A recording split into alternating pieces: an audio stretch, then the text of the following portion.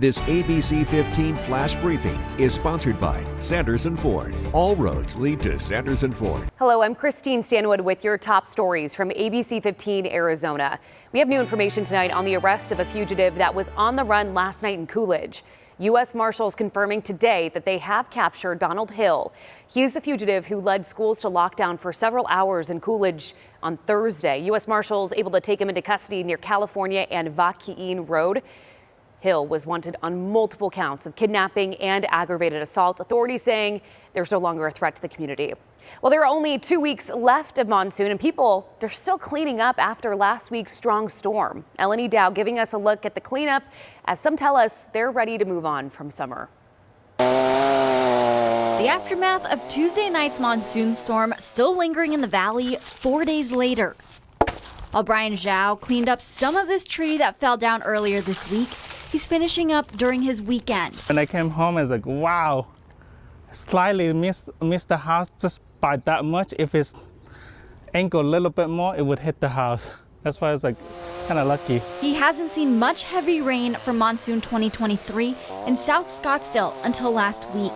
This season hasn't been as active as last year. All throughout the summer, it's just like normal rain. It's like whenever rain is like, yes, we got wings, so we cool down. And then when this happens, like, man, I shouldn't have said that. While he's cleaning up this, others have a much bigger headache. I was surprised when it took this long because I thought, okay, they'll come in and cut it up and take it away in 2 days. But it didn't happen. It'll be about a week before David Palmer is able to clean up all of this at his house near 38th Street and Indian School. Everybody tells how lucky we are because we weren't hurt and the house is still up, and that's all good. But that tree could have gone in any direction, but it made a beeline for our house. With 2 weeks left in monsoon 2023, he's a bit nervous given all the damage. I am concerned about getting rain because if it rains, it's going to come into that house. As they're waiting to get all this cleaned up, he and many others are certainly excited for it to finally get cooler. Glad to get past it. Especially after Arizona experienced the hottest summer on record. I'm Melanie Dow, ABC15 Arizona.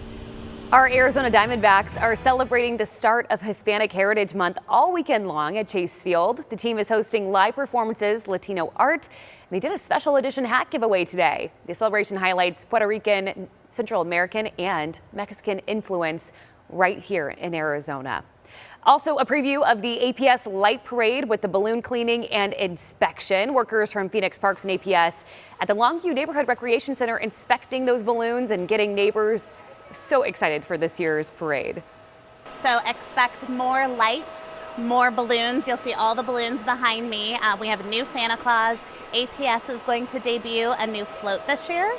We'll have several community organizations out there with floats and balloons and some bands again this year.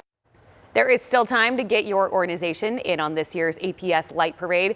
All you got to do is just head on over to Phoenix Park's website for information on how to apply. The parade is Saturday, December 2nd. Mark your calendar.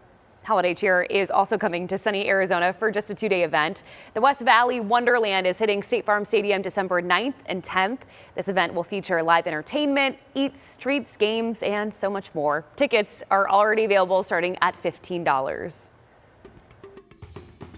There are people less fortunate than other people. It's harder for them to get stuff for their kids and stuff like that. So with this program, they can get help to get stuff for their kids, like bikes, presents, so on and so forth. Giving to the Second Chance Bike Drive can give kids and families a gift that they never thought that they'd have. Right now, you can donate a new or used bike or money to help fill the bike shop at St. Vincent de Paul. You can drop off your donations to any Earnhardt Auto Center location or online at abc15.com/bike.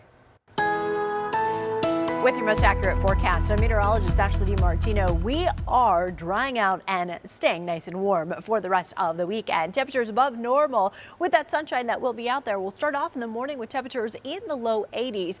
Make our way to the upper 90s by the noon hour. Then we're going to be at about 105, so triple digits expected through the afternoon and into our early evening before we're back down in those 90s by about 9 p.m. Real light winds expected out there. Air quality should be in the moderate category for the afternoon. afternoon. Around our state, 102 Bullhead City tomorrow, 87 in Prescott and in Payson, 93 expected for Globe, and 80 for Show Low with 73 for you in Flagstaff. So as we head into the start of the week, you'll notice temperatures are dropping even in our overnights. We're going to stay dry, though, not tracking any storms coming into our state through these next 7 days. Just the cooler air as those storms pass by a little bit further to the north. We'll drop those temperatures into the 90s on Thursday and stay there through next weekend. This ABC15 Flash Briefing is sponsored by Sanderson Ford. All roads lead to Sanderson Ford.